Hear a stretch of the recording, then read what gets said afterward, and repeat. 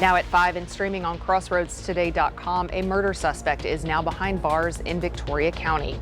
Plus, the Charlie Kirk shooting suspect is caught, how authorities tracked and took him into custody after the deadly attack. Plus, the nation reckons with political violence, how President Trump and other leaders are responding to calls for unity. Well, the weekend is here. We are looking for quite a bit of sunshine and some fairly warm weather. We'll talk about how long that's going to last coming up in a few minutes. And the president takes aim at Memphis, what Donald Trump says could happen next in his nationwide crime crackdown. You're watching 25 News now at 5. Good afternoon and thanks for being with us. I'm Shauna Curry. A Victoria murder suspect has been transferred to the Victoria County Jail. Charles Brazil Jr. of Yoakum is accused in the shooting death of 23-year-old Tyler Gomez outside a business on Lone Tree Road. U.S. Marshals took the 31-year-old into custody in Brownsville last week. He has now been transferred to the Victoria County Jail, being held on a $500,000 bond.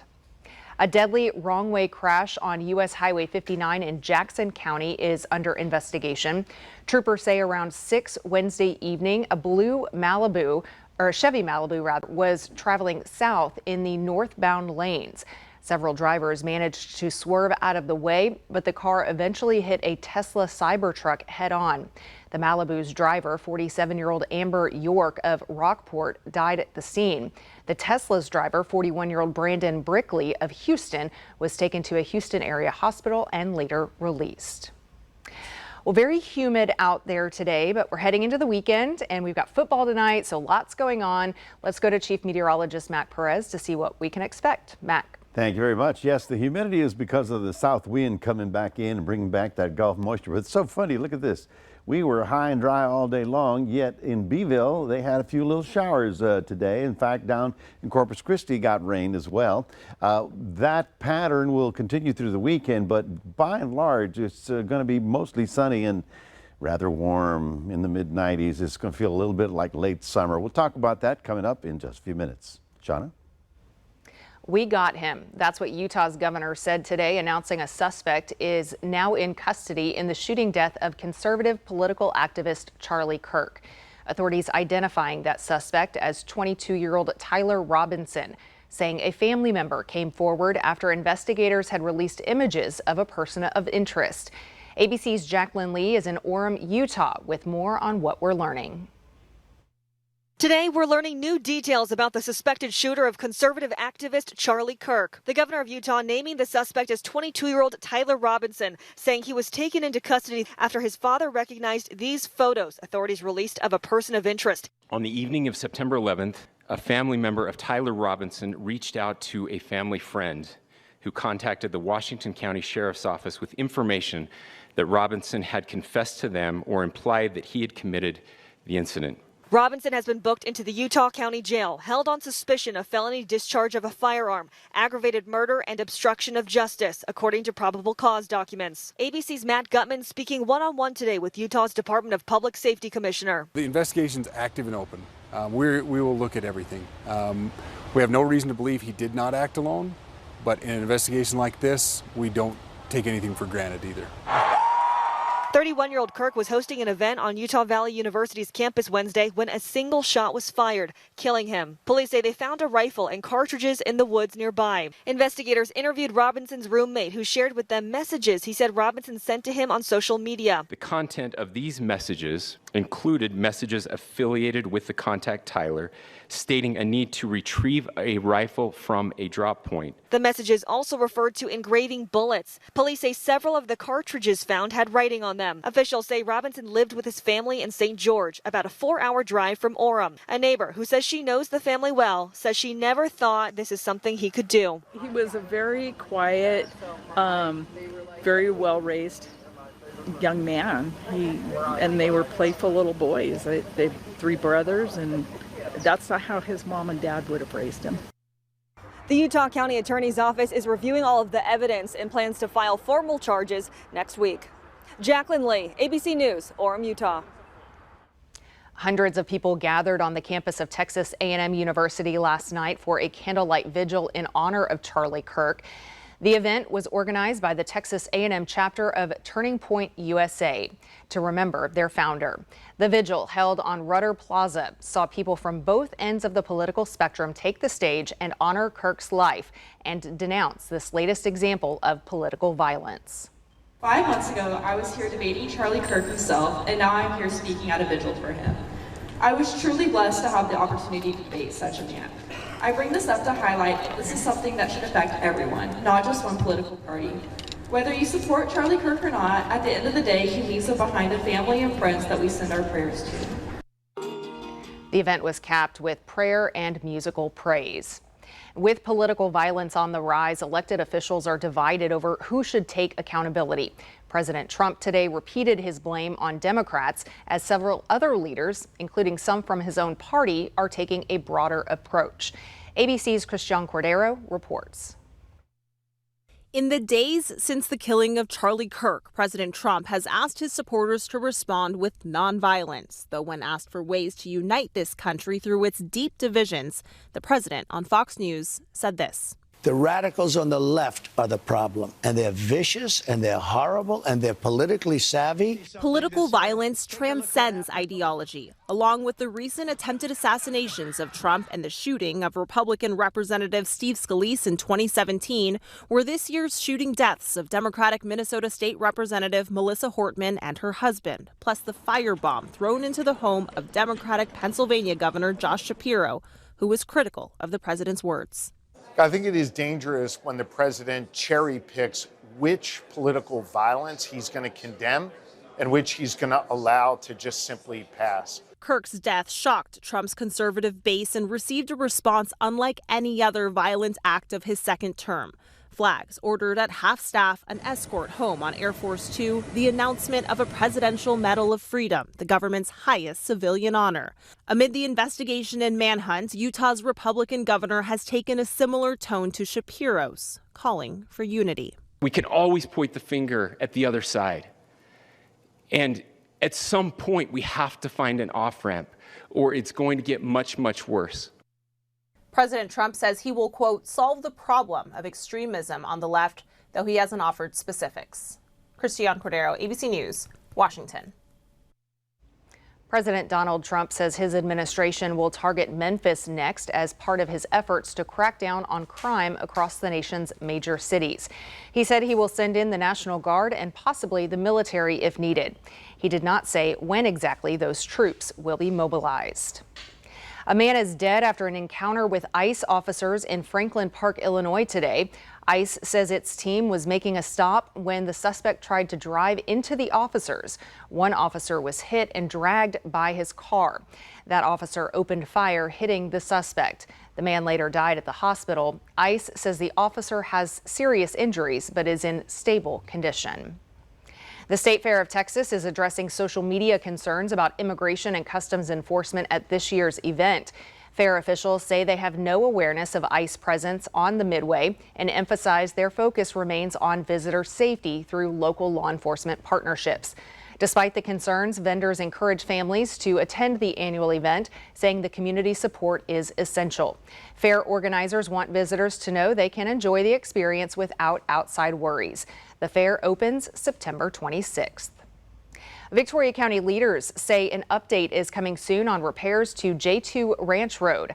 The road was badly damaged during construction of the new Hickory solar farm when heavy equipment traveled it daily. For more than a year, there's been back and forth over who should cover the costs, the county or the solar company. Precinct 4 Commissioner Kenneth Sexton says he is meeting with New Hickory Solar next week, and if all goes well, repairs could start shortly after. Remember to subscribe to our YouTube channel, Crossroads Today. Hit the like button and click the notification bell. Stay with us. Straight ahead on 25 News Now at 5. A rare case, how health officials say measles can have deadly effects years after infection. Plus, fast and convenient, but dangerous too. How the surge in e-bike and e-scooter use is sending more people to the ER.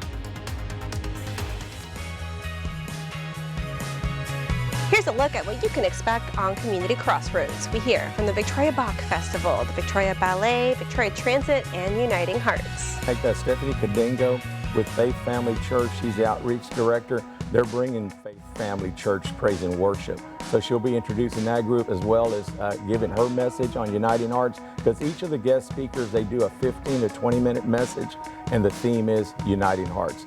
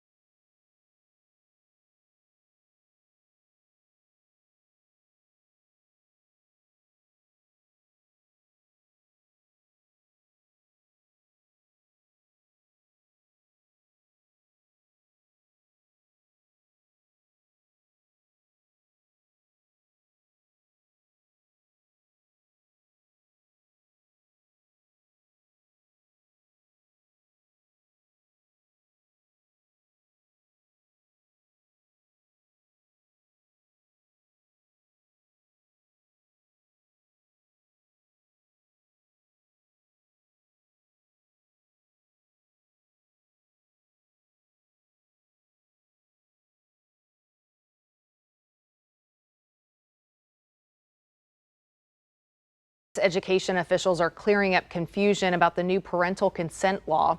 In updated guidance sent to schools Thursday, they say nurses can still handle the basics like giving out Band-Aids or checking a student's temperature. To read the full Texas Tribune article, visit crossroadstoday.com. And here's your viewer poll today. Do you think the parental consent law will make it harder for students to get timely care at school? Yes, no, or you're not sure. Right now, 70% of voters say no. The other 30 are saying yes.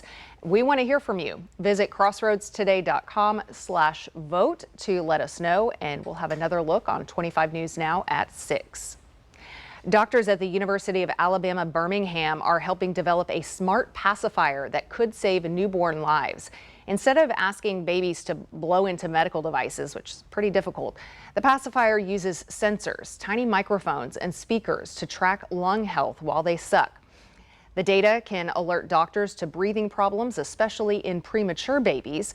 The project is a partnership with Purdue University, with testing set to begin in Birmingham in 2027. Health officials in Los Angeles County say a school-aged child has died from a rare complication of measles. The child first caught the virus as an infant before the child was old enough for the vaccine. Years later, the child developed a condition called SSPE, a progressive brain disease that's almost always fatal. Doctors say it's extremely rare, but more likely when someone is infected with measles in infancy. The rising popularity of electric bikes and scooters has a group of U.S. doctors urging caution. The American College of Surgeons says it is seeing a surge in injuries across the country, especially among children and teens.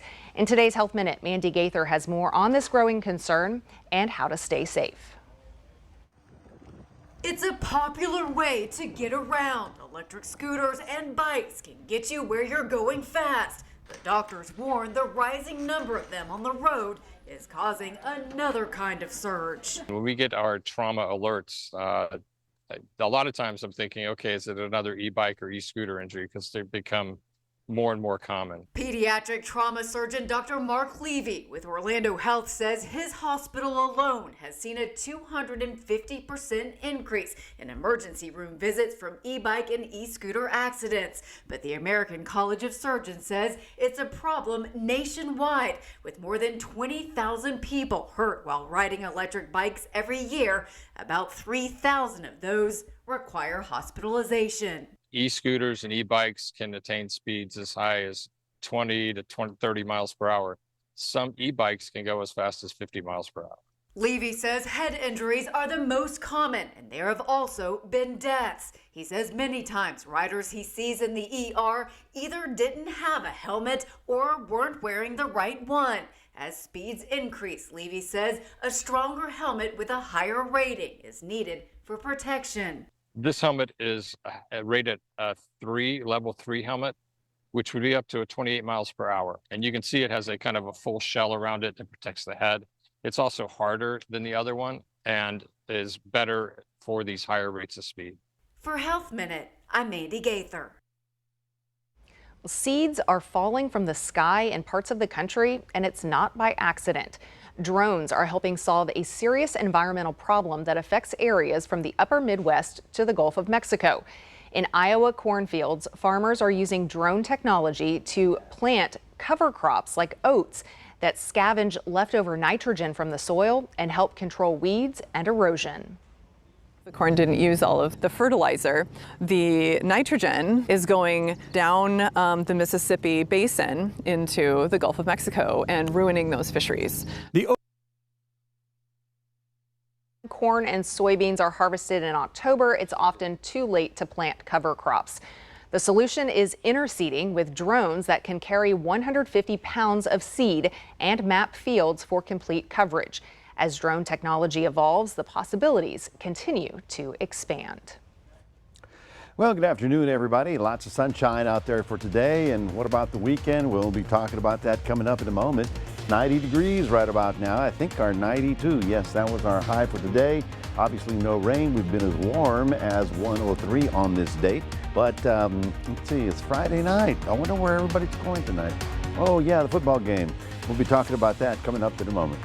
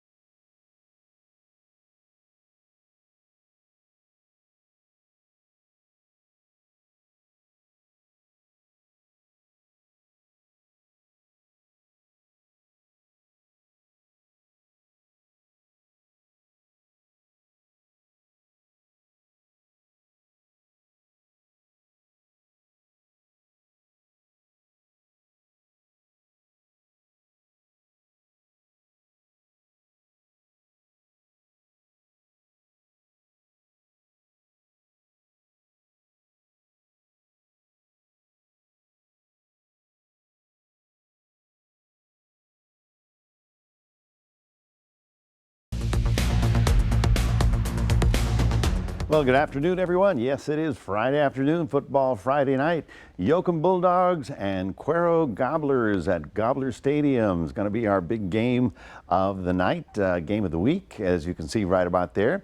Got sunny and warm conditions. It's a little warm right now, obviously 90 degrees, but by the time we get sundown, it'll get down into the upper mid 80s. Winds will be up a little bit, which was good. The last couple of days have been no wind at all, but the winds will be out of the southeast at 10 to 20, so that'll be sort of making it nice out there with the breeze blowing. So another day when we have high pressure over us, but it's been so funny that we've been just high and dry right about here, and yet below Corpus Christi it's been raining pretty much all week, and it's actually some of the moisture left over from the weekend rain. Let me take a big picture here. Right in the central part of the country right here, that's where the big bubble of high pressure is. That's why we're so summer-like. However, there is a big trough here, right there. You see that? That's going to be rolling toward us, and I'm going to show you how that's going to affect our weather. Once again, here's Victoria. Look at that. It showered down in Beeville, and they had even more rain than that, even farther south. As you can see, here is the amount of rainfall that fell. So right over Corpus Christi, up the Nueces Valley, all the way up to Three Rivers and George West. So some folks are, it's amazing how close we are, and yet how much rain they got as opposed to us. Well, I want to thank my friend, our viewer, Terry Kinder, who was sharp enough to put a camera out there and catch some of the little hummers that are migrating through the area right about now. They're fast, aren't they? It's amazing how their wings are going, but they're really cute and they're beautiful if you are able to take a nice close-up and get a picture of them where you slow them down for a bit. But we are in the fall migration. They're all coming from Canada, North America, passing through the crossroads, and they're going down to Central America for the winter. Yes, they have their own little house down there. Anyway, we'll take a look at the Atlantic, and we do have this potential system developing. Here's the west coast of Africa. It's a long way off, and right now it's just a moderate chance of developing into a tropical storm. At this point in time, the computer models do curve it out and take it away, so it doesn't seem to be a huge problem. On the west coast of Mexico, we do have Mario, the tropical storm, and it is going to be so close to the coastline that they're going to get some problems with it. So here's that bubble of high pressure I was telling you about. This is for Saturday. We go on into Sunday, it's still on top of us, as you see right about there, and Monday still on top of us, but things start to change like about Tuesday or Wednesday when it actually moves back to the southwest. It lowers the pressure here, and with that lower pressure, we have a better shot at getting some kind of activity around here that might look like, you know, a real rain.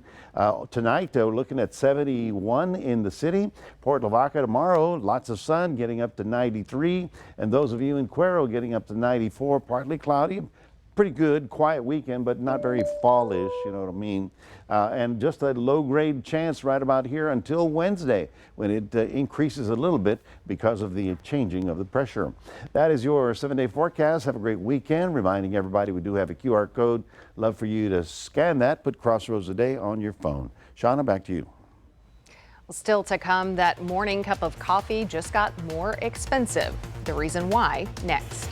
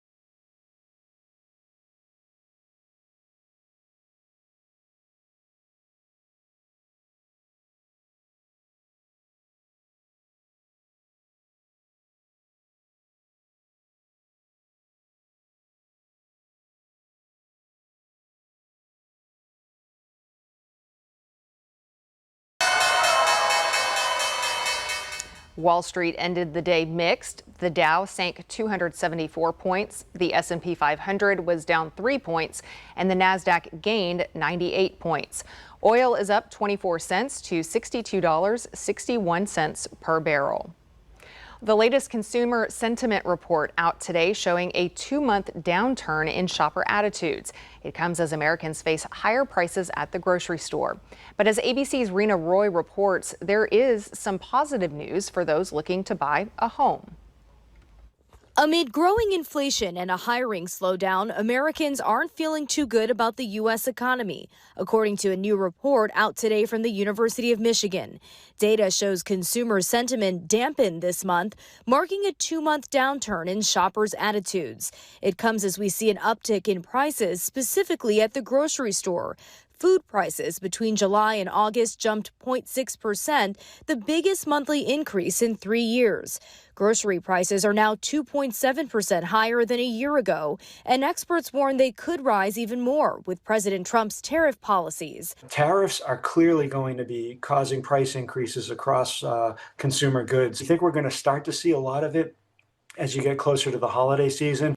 Another concern for the economy, the number of people applying for unemployment benefits has now jumped to the highest level in nearly 4 years.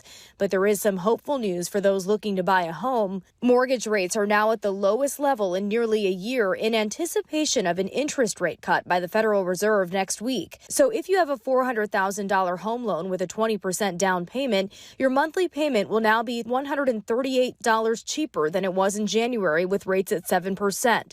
But with home prices still at record highs in many U.S. cities, this is still a very challenging market. Experts say if you are trying to buy or refinance this fall, it might be worth considering an adjustable rate mortgage. Some of those are below 6% right now. Rena Roy, ABC News, New York. Coffee prices are on a double espresso caffeine high. Retail costs shot up more than 20% in August compared to 12 months before. That's according to the Consumer Price Index. It is the biggest year-over-year leap for coffee since October 1997. Economists say the Trump administration's tariffs on coffee exporting countries like Brazil are playing a huge factor in the cost hike. The U.S. imports the most coffee in the world. Well, a special celebration at the National Zoo, how giant panda Xing Bao marked a big milestone. Breaking developments. The suspect under arrest in the killing of conservative activist Charlie Kirk. We got him. The role his own family played in the arrest. The suspect's rooftop escape moments after the shooting. World News Tonight with David Muir is the most watched newscast in America.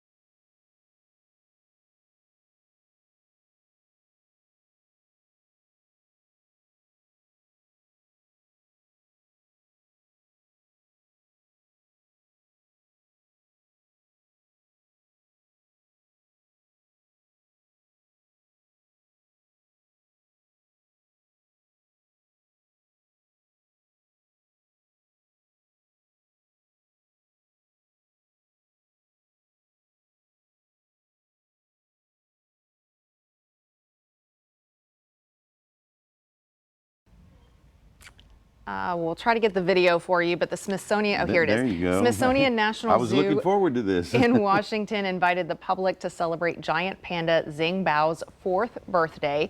It's her first birthday at the park. She is one of 2 giant pandas that arrived at the National Zoo last year, along with Bao Li, as part of a 10-year agreement. The first giant pandas came to the U.S. in 1972 as part of the Smithsonian's conservation program. Now, today's celebration for this 4-year-old for Xing Bao's 4th birthday featured a birthday cake made of iced fruit. And then also you can see the boxes there that had some treats and whatnot in them. So looks like she enjoyed it. And if you go into history, the pandas were used to break down the diplomatic barriers between the United States and China back then. So it was panda diplomacy, and so they did a great job at it, because I mean, we've had a chance to see them grow up like this, and she is a nut for pandas, let me tell you. I do like pandas. Sorority mascot in college. Oh, really? So, you know, we've got a lot of them around the house. Yeah. Well, a good day to be out, lots of sunshine, but it doesn't feel like fall, does it? No, I was outside this morning, and first it was humid and wet, Yep. you know, all the dew on the ground, Yep. and then it was just humid. But you know what they say, a bad day of golf beats a good day at the office. Yeah, I got to do a little both. A little both. Watch some golf and be at the office. Yeah, so it's kind of feeling like late summer out there, not exactly fallish enough for you yet. I understand, but don't wait. Don't forget, September 22, that's when it officially fall, okay? And that's when all the leaves turn colors. So that's when the weather will just all one day, in one click day, and and everything turns colors. Otherwise, we're looking at 95 degrees through most of the next 5 to 7 days. All right, pretty warm weekend if you're going to be outside. Stay hydrated, stay in the shade. But the evenings, I think, will be very comfortable. All right. Well, thanks for joining us. We'll see you back at 6.